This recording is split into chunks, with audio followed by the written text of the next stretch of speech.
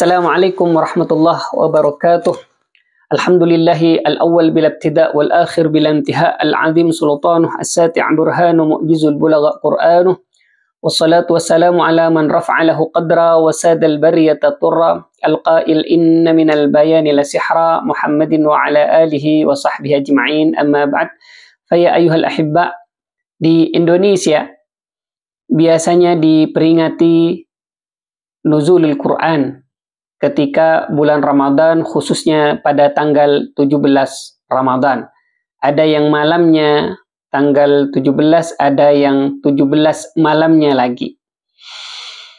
Memperingati nuzulul Quran, memperingati bagaimana Al-Quran itu diturunkan. Kenapa harus diperingati? Meskipun tidak harus diperingati, tetapi ini bentuk dari sesuatu yang sangat luar biasa, maka biasanya di Indonesia terutama adalah diadakan zikra, peringatan atau ihtifal. Sebenarnya memperingati itu bentuk dari kepedulian untuk generasi-generasi yang mungkin tidak paham apa itu Al-Quran, apa itu nuzulul Quran, bagaimana Al-Quran itu turun dari siapa kepada siapa. Memperingati di sini adalah untuk memberikan pemahaman. Maka biasanya diundang penceramah, diundang muballigh untuk menyampaikan tentang nuzulil Quran. Ayyuhal ahibba, ada beberapa hal yang mungkin ini penting untuk disampaikan terkait dengan nuzulil Quran. Makna secara literal bahwa nuzul Quran itu, nuzul artinya turun, nazala yanzilu, nuzulan, turun. Dalam Al-Quran ada beberapa redaksi, diantaranya menggunakan kata anzala dan nazzala. Apa perbedaan dua kata ini antara anzala dan nazzala? Apa perbedaan dari anzala dan nazzala? Kalau anzala dalam beberapa aqwal ulama, anzala itu diturunkan dari Baitul Izzah ke Sama'ud Dunya, ke langitnya dunia, belum turun ke bumi, tapi ke langitnya dunia. Itu istilahnya Sama'ud Dunya. Itu anzala. Dan ini diturunkan secara langsung. Yang 30 juz itu diturunkan secara langsung, sedangkan nazzala itu munajjaman. Biasanya kalau kalimat yang menggunakan fa'ala itu tadrijian, pelan-pelan, kemudian ya satu persatu itu ya. Maka kata nazzala itu turun berangsur-angsur selama 23 tahun ketika Nabi di Mekah dan juga ketika Nabi di Madinah. Ini ada yang membedakan antara anzala dan nazzala. Contoh yang anzala di surat Al-Qadr misalnya, inna anzalnahu fi lailatul qadr. Inna anzalnahu, sesungguhnya kami turunkan.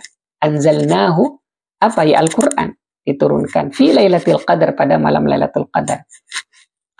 Kalau contoh yang nazzalna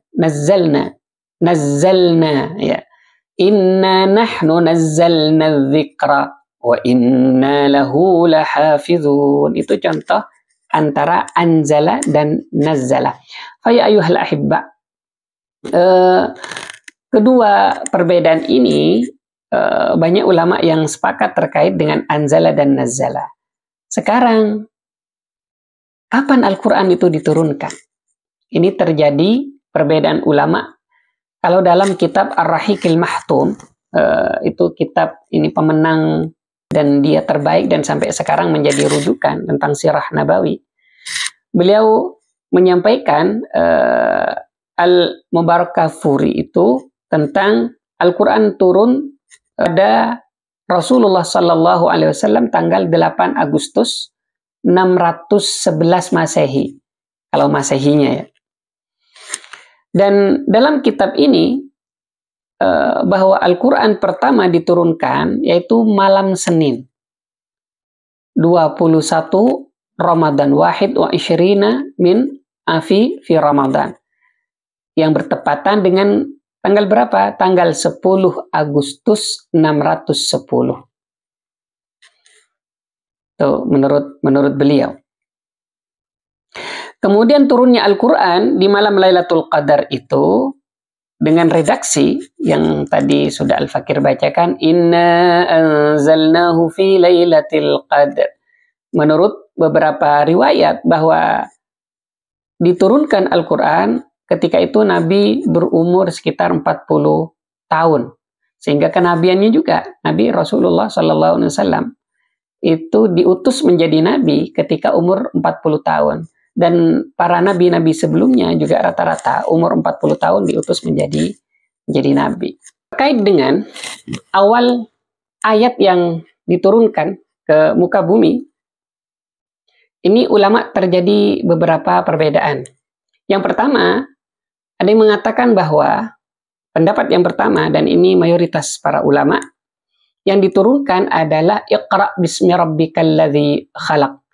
Ini berdasarkan kitab Al-Hadits fi Ulumil Quran wal Hadits li Hasan Al-Ayyub.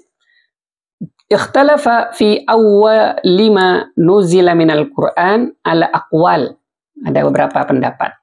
Ahaduha, yang pertama, wa huwa sahihul ladzi dhahaba ilaihi aktsarul a'immah. Kebanyakan para imam itu mengatakan kama qala Ibnu Hajar annahu iqra bismi rabbikal ladzi khalaq, bahwa iqra yang turun pertama kali berlandaskan apa yang disampaikan oleh Ibnu Hajar li hadis bad'il wahyi alladzi rawahu Syaikhan, berdasarkan hadis yang diriwayatkan oleh Bukhari Muslim. Wa akhrajal Hakim fil Mustadrak wal Baihaqi fid Dalail wa sahhahahu an Aisyah radhiyallahu anha qalat. Sayyidah Aisyah itu berkata apa? Awwalu suratin nuzilat minal Qur'an, bahwa awal surat yang diturunkan di dalam Al-Qur'an itu Iqra bismi rabbikal ladzi khalaq. Sedangkan pendapat yang kedua, al-qaulus tsani, itu bukan Iqra bismi rabbikal ladzi khalaq, tetapi apa? Ya ayyuhal muddatsir. Ini juga sama diriwayatkan oleh Syaikhan, berarti Bukhari Muslim. An Abi Salama bin Abdurrahman qala sa'altu Jabir. Saya bertanya kepada Jabir bin Abdullah, ayil Quran unzila qabl. Ayat Quran yang diturunkan pertama kali yang mana? Itu kalau kita terjemah. Qala ya ayyuhal muddatsir. Qultu, saya tanya. Au iqra bismi rabbikal ladzi, atau iqra bismi rabbikal ladzi. Qala uhadditsukum ma haddatsana bihi Rasulullah sallallahu alaihi wasallam. Ini hadis cukup panjang. Kemudian beliau menceritakan terkait dengan bagaimana ketika Rasulullah dalam posisi kedatangan Jibril, tapi ulama kemudian mengkompromikan dua pendapat ini, bahwa pertama kali ayat itu diturunkan adalah Iqra bismi rabbikal ladzi khalaq. Sedangkan pertama kali Rasulullah menyampaikan risalah yaitu ini, ya ayyuhal muddatsir, artinya awal, ya. Awwalu ma nuzila lin nubuwah, pertama kali sebagai nabi beliau turun Iqra bismi rabbikal ladzi khalaq. Tetapi awwalu ma nuzila lirrisalah, tetapi untuk risalah maka yang turun ya ayyuhal muddatsir. Yadullu ala dzalika qauluhu fi hadis Jabir fa idza huwa ya'ni Jibril, wa dzalika yadullu ala annahu ra'ahu qabla hadhihi al-marrah. Sedangkan pendapat yang ketiga, yang turun pertama kali bukan Iqra, bukan ya ayyuhal muddatsir, tetapi apa? Al-Fatihah.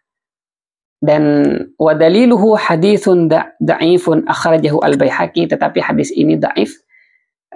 yang dikeluarkan oleh Al-Baihaqi dalam kitab Fi Ad-Dalail kama akhrajahu Al-Wahidi. Tayyib, yang kita peringati bukan perbedaannya. Yang kita peringati kenapa Al-Quran itu diturunkan ke muka bumi. Kalau Al-Fakir memisalkan, Al-Quran itu syahrul Ramadan alladhi unzila fihi Al-Quran. Hudan linnasi wa bayyinatin minal huda wal furqan. Al-Quran seperti pelang. Maka ada petunjuk. Petunjuk ketika kita mau ke suatu tempat. Di situ ada petunjuk.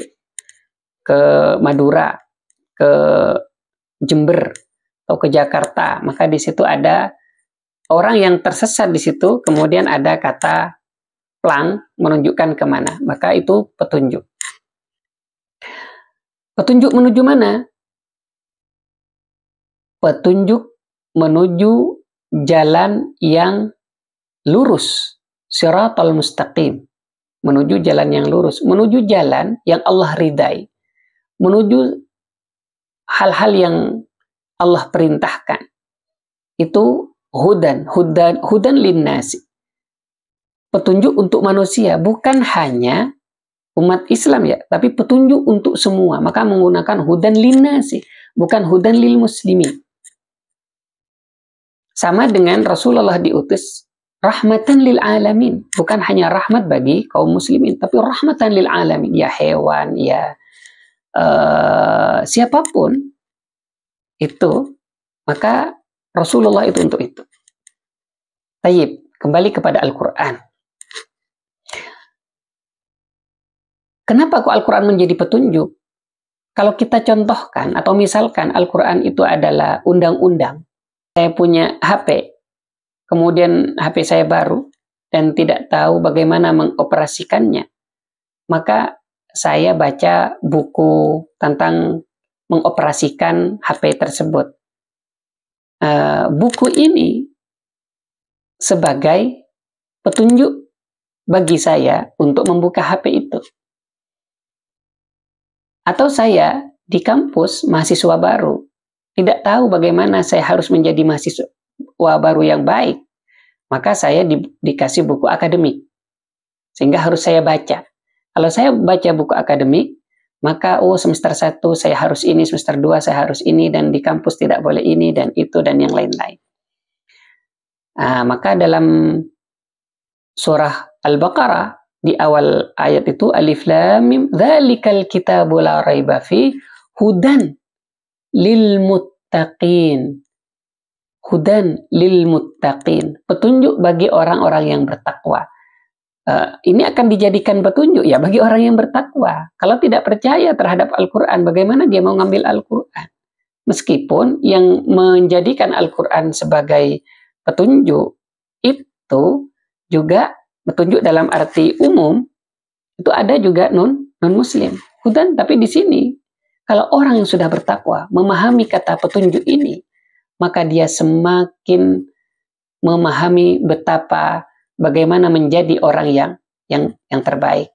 Karena di dalam Al-Quran itu isinya diantaranya adalah bagaimana kita menjadi insan, manusia di muka bumi ini yang terbaik. Menjauhi larangan-larangan Allah, melakukan perintah-perintah Allah Subhanahu wa Ta'ala. Dari mana? Ya dari Al-Quran itu. Maka Al-Quran kemudian isinya terkait dengan bagaimana kita hidup di muka bumi. Kenapa kok pakai Al-Quran? Gini, kalau kita di jalan, melewati syari' atau tarik ya, syari' itu jalan raya. Di situ dibutuhkan yang namanya aturan. Ketika kita berada di perempatan, maka ada stopan. Ada lampu merah, hijau, kuning. Kalau kita terus jalan, sedangkan lampu sudah merah, maka akan terjadi naudzubillah tabrakan. Kenapa? Karena kita tidak mematuhi aturan lampu itu.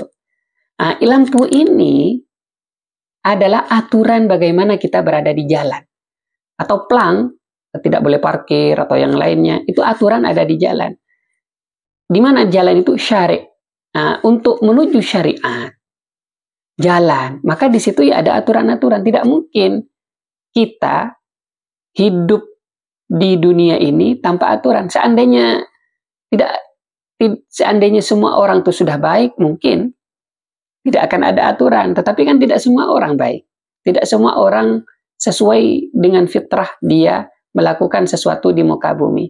Sehingga Allah yang Maha Tahu bagaimana seharusnya manusia ini berada di muka bumi. Bagaimana seharusnya manusia dalam keseharian. Bagaimana manusia harus berinteraksi dengan manusia lainnya. Bagaimana seharusnya manusia berinteraksi dengan alam. Bagaimana seharusnya manusia berinteraksi dengan Tuhannya yang menciptakan. Maka diturunkanlah Al-Quran. Di dalamnya isinya adalah sesuatu kebaikan. Banyak hal kebaikan. Cara berinteraksi.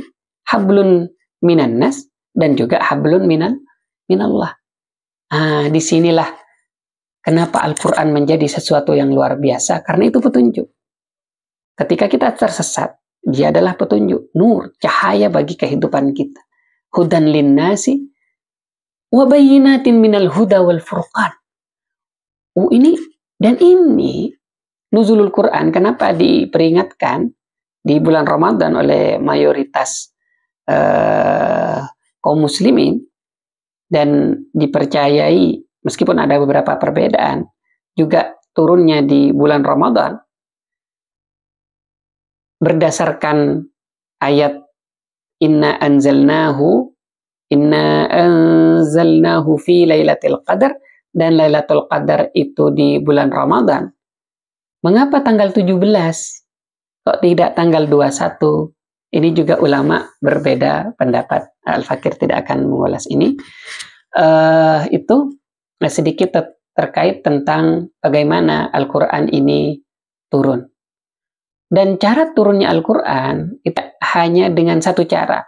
Tapi Rasulullah kadang ya berupa mimpi, tapi Rasulullah berjaga, tiba-tiba seperti suara bel dan yang lainnya. Sudah sangat banyak diceritakan dan diriwayatkan terkait dengan ini. Nah itu bahwa Al-Quran, kita memperingati turunnya Al-Quran bukan hanya sebuah kemeriahan, tapi bagaimana kita mensyukuri Al-Quran ini turun kepada kita. Al-Quran ini turun kepada umat Islam khususnya. Dan Al-Quran ini memberikan petunjuk. Dan ini rahmah dan nikmah yang tiada tara bagi kita. Karena Al-Quran sudah diturunkan kepada kita. Maka kita layak untuk mensyukurinya dengan zikra. Zikranya dengan apa? Memperingatinya dengan apa? Ya bisa dengan ceramah, khutmil Quran. Atau zikranya dengan kajian-kajian untuk bagaimana sejarah Al-Quran dengan berbagai banyak cara. Dan Al-Quran ini, terakhir Al-Fakil tambah, berbeda dengan kitab-kitab yang lain. Para nabi itu sebanyak 124.000 dan Rasul sebanyak 313 dan kitab ada 104. Bukan 4. Nah, itu yang wajib diketahui. Sedangkan yang 104 itu di situ ada suhuf. Maka Nabi Adam misalkan dikasih 10 suhuf. Belum Nabi Syis, belum Nabi Idris, belum nabi-nabi yang lain yang dikasih suhuf, ada yang 50, ada yang 10. Perbedaannya dengan 4 kitab ini, kalau kita kembali kepada 4 berarti Taurat, Zabur, Injil, Al-Quran. 4 ini. Bedanya, kalau 3 kitab ini, dia mukjizatnya ikut dengan nabinya. Mukjizatnya itu akan hilang ketika para nabi ini sudah dipanggil oleh Allah. Sedangkan Al-Quran berbeda. Al-Quran itu melekat. Mukjizatnya, alfaznya, dan juga isinya itu adalah mukjizat. Maka sampai kapanpun, Al-Quran itu tidak akan pernah hilang. Tetap akan ada sampai yaumil qiyamah. Dia Al-Quran dengan bentuknya seperti ini, isinya seperti ini, maka dia tidak akan tercerabut, karena mukjizatnya Al-Quran tidak hanya pada pesannya, isinya, tetapi dia juga kepada lafaz-lafaznya. Maka setiap hurufnya mengandung mukjizat-mukjizat yang luar biasa, yang tidak akan ada orang yang bisa menandingi kemukjizatan Al-Quran ini. Wallahu a'lam bishawab. Assalamualaikum warahmatullahi wabarakatuh.